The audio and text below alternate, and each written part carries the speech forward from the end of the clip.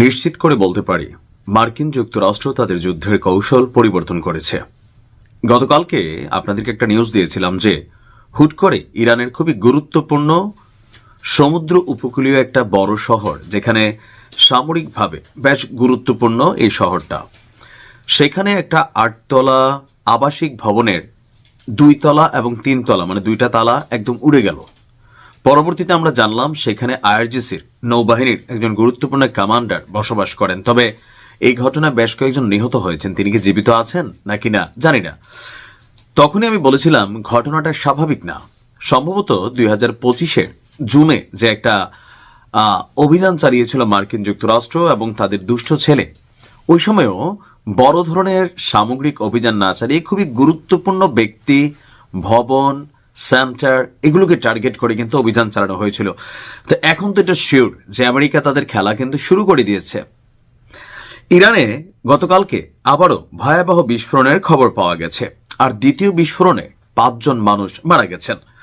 দেশটির দক্ষিণাঞ্চলে অবস্থিত বন্দর আব্বাসে বিস্ফোরণের পরে গেল কয়েক ঘন্টা পর দক্ষিণ পশ্চিমাঞ্চলীয় আরেকটি গুরুত্বপূর্ণ শহর আহভাজেও আপনার বিস্ফোরণের ঘটনা ঘটে, এমনকি 2 ঘটনায় এখানে ব্যাপক মানুষের প্রাণহানি হয়েছে। স্থানীয় প্রশাসন, রাষ্ট্রীয় গণমাধ্যম বলছে যে আপনার এই ঘটনাগুলো নিয়ে তদন্ত চলছে। তবে প্রাথমিকভাবে এখানে বলা হচ্ছে যে গ্যাস লিক থেকে এসব বিস্ফোরণের ঘটনা ঘটে থাকতে পারে। তবে উপসাগরীয় অঞ্চলে মার্কিন সামরিক উপস্থিতি বৃদ্ধি এবং ইরানের পারমাণবিক কর্মসূচি ঘিরে যুক্তরাষ্ট্রের যে চাপ, এর পাশাপাশি একটা নিউজ আপনাদেরকে দিয়েছিলাম যে কিভাবে চীন আপনার ইরানে মোসাদের যে খেলা সেখানে কিছুটা হস্তক্ষেপ করে অনেকটা ব্যালেন্স করেছিল। তো বলা হচ্ছে যে এখানে আসলে কোথায় থেকে যে কি ঘটছে, কারণ যখন তারা কোনো ঘটনা ঘটায় অসামরিকভাবে অথবা বেসামরিকভাবে, তখন ঘটনাগুলাই ঘটানো হয় যে সাধারণ ঘটনার মতন। যেমন গেল কয়েক বছর আগে বা বছর 2 আগে তৎকালীন সময় ইরানের যিনি প্রেসিডেন্ট ছিলেন, খেয়াল আছে তো আমার ওনার নামটা খেয়াল নেই, তো এই যে ছোট ছোট যে হ্যান্ড মেশিনগুলো আছে না, এগুলা বিস্ফোরণে অনেক মানুষ মারা গেল। তখন দেখা গেল যে এগুলোর মধ্যে কৌশলে আপনার এক ধরনের সফটওয়্যার ইনস্টল করে দিয়েছিল কে? ইসরায়েলের যে গোয়েন্দা সংস্থা তারা। পরবর্তী সময় ধারাবাহিকভাবে এগুলা বিস্ফোরণে বিভিন্ন জায়গায় অনেক ঘটনা ঘটলো। এখন ঘটনাগুলোকে এতটাই ন্যাচারাল দেখানো হয় যেন সাধারণ মানুষের কাছে মনে হয় একটা দুর্ঘটনায়, কিন্তু যারা ঘটনা ঘটাচ্ছে তারা জানে এখানে খেলাটা কি চলছে। দ্বিতীয় যে ভবনেও অভিযান চলেছে, বলা হচ্ছে এটাও একটা আবাসিক ভবন, এমনকি এখানেও সামরিক কর্মকর্তাদের বসবাস। আপনি যদি একটু 2 এ 4 মেলানোর চেষ্টা করেন, তাহলে আমার কাছে মনে হচ্ছে যে গতবার যেটা করছিল এক ধরনের অবস্থান থেকে, আর এবার যেহেতু একদম নাকের ডগায় তাদের যুদ্ধ যে জাহাজগুলো সেগুলো আছে, স্যাটেলাইট প্রযুক্তি তারা ব্যবহার করতেছে, হয়তোবা ওই যে মাঝখানে শুনছিলাম যে স্পেশালি বেশ কিছু মানুষকে আসলে তারা ধরবে, হয়তো এরকম টার্গেট করে একের পর এক ঘটনা ঘটাচ্ছে। এখানে কিন্তু কাকতালীয় বিষয়টা না। একই দিনে আবার আজকে যখন আমি নিউজটা রেকর্ড করছি, আমি জানি না যে এর মাঝখানে আরো কোনো শহরে এমন ঘটনা ঘটেছে কিনা। তবে এইসব ঘটনাগুলো যখন ঘটবে মনে রাখেন, দেখতে মনে হবে একটা দুর্ঘটনা, কিন্তু যারা খেলার তারা কিন্তু ঠিকই খেলছে। আল্লাহ ভালো জানে কি হতে যাচ্ছে। এই ভিডিওটা আমার ব্যক্তিগত বিশ্লেষণের জায়গা থেকে আমি বলছি। নিউজটাতে আসলে গুরুত্বপূর্ণ বেশ কিছু দিক আছে। গেল কয়েকদিন আপনারা আমার দেশ পত্রিকা, তারপর হচ্ছে যে আরো বেশ কিছু গণমাধ্যম, ডেইলি ইত্তেফাক বা ডিবিসি, এই নিউজগুলোতে দেখছেন যে প্রতিদিনই বাংলাদেশের কোথাও না কোথাও বিএনপি থেকে পদত্যাগ করে অনেক লোক জামাত ইসলামে যোগদান করছেন। আবার যারা জামাতে যোগদান করেছেন তারা নিজেরা স্বপ্রণোদিত হয়ে প্রতিদিনই 20 জন, 50 জন, 100 জন করে আপনার অনেককেই আপনার মানে জামাতে যোগদান করাচ্ছেন। আবার অনেকে হোয়াটসঅ্যাপে পদত্যাগপত্র দিয়া জামাতে যোগ দিচ্ছে। অর্থাৎ হুট করে গণমাধ্যমে ঢুকলে যেটা দেখে মনে হচ্ছে যে বিএনপি থেকে প্রতিদিন অনেক নেতাকর্মীরা জামাত ইসলামীতে যোগ দিচ্ছেন। কেন আসলে এটা হচ্ছে? হুট করে কি বিএনপি থেকে জামাতের আইডলিজম তাদের কাছে ভালো লাগছে? এখন জয়েন করার পরে তারা কি বলছে এটা জরুরি কথা না। জরুরি কথা হচ্ছে ভিন্ন জায়গায় একতায়, সমতায়। এখন বিএনপি একটা বড় দল, বাংলাদেশে তাদের হিউজ পরিমাণ কর্মী আছে, সমর্থক আছে, এমনকি প্রত্যেকটা নির্বাচনী আসনে একাধিক তাদের মনোনীত প্রার্থী আছে। সো সবাই তো মনোনয়ন পায়নি।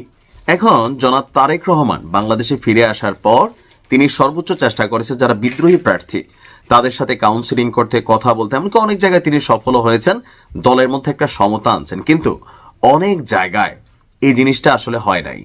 এখন তারেক রহমানের সামনে হয়তো তারা কথা দিচ্ছেন, কিন্তু দিন শেষে মাঠ পর্যায়ে যে তাদের যে টিমের মধ্যে বিভক্তি আছে, অর্থাৎ যিনি মনোনয়ন পেয়েছেন আর যারা পান নাই, তাদের মধ্যে একটা ইন্টারনাল দ্বন্দ্বের আসলে বহিঃপ্রকাশ হচ্ছে এই ঘটনাগুলো।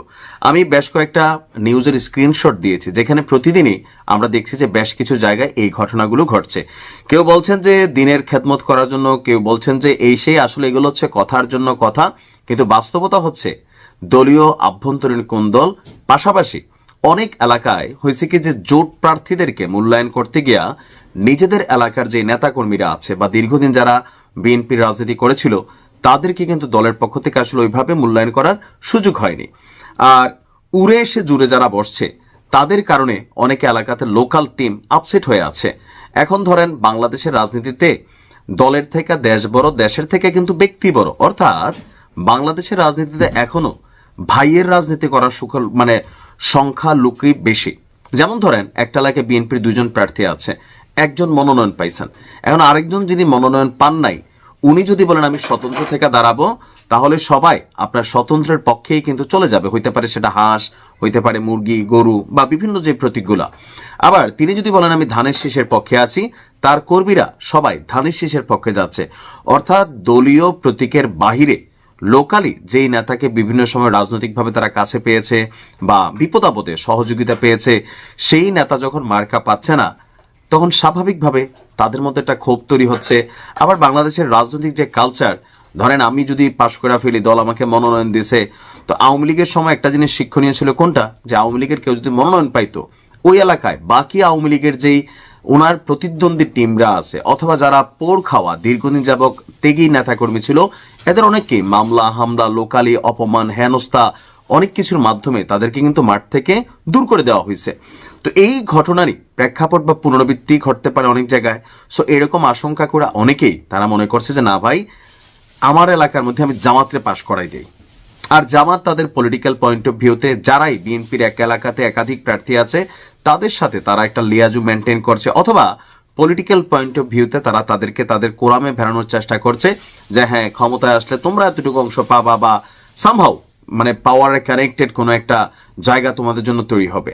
আর এই বিষয়গুলোর কারণে আমার মনে হয় যে বিএনপি থেকে প্রতিদিন আমরা যাদেরকে দেখছি, পদ পদবি প্লাস মনোনয়ন প্লাস ওই যে অভিমান, ক্ষোভ, এগুলো থেকে কিন্তু টাকা দিয়ে বিএনপির কোনো নেতাকর্মীকে জামাত দলে নিচ্ছে অথবা ইসলামের খেদমত করার জন্য আসলেই তারা দল পরিবর্তন করতেছে, এটা আমার কাছে মনে হয় না। আমার কাছে মনে হয় টোটালি বিষয়টা হচ্ছে আভ্যন্তরীণ অভিমান আর প্লাস জামাতের যে রাজনৈতিক কৌশল আছে সেটার মধ্যে অনেকে আপনার আসতেছে। বাট সবচেয়ে বড় কথা হচ্ছে এই সংখ্যাটা কত জরুরি না। এখন বিষয়টা হচ্ছে কি, ধরুন আপনি দেখতেছেন যে 100 জন ঢুকছে, 150 জন, এই 150 জনের তো ফ্যামিলি মেম্বার আছে, আত্মীয় স্বজন আছে, বা এটা একটা ভাই ক্রিয়েট করতেছে সারা বাংলাদেশে।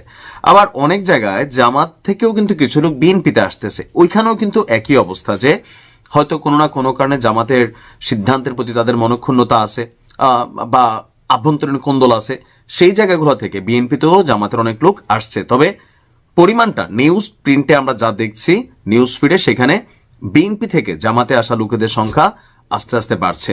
নির্বাচনের আগ পর্যন্ত এইভাবে চলতে থাকলে সেটা বিএনপির জন্য ক্ষতি হবে। বিএনপির উচিত দলীয়ভাবে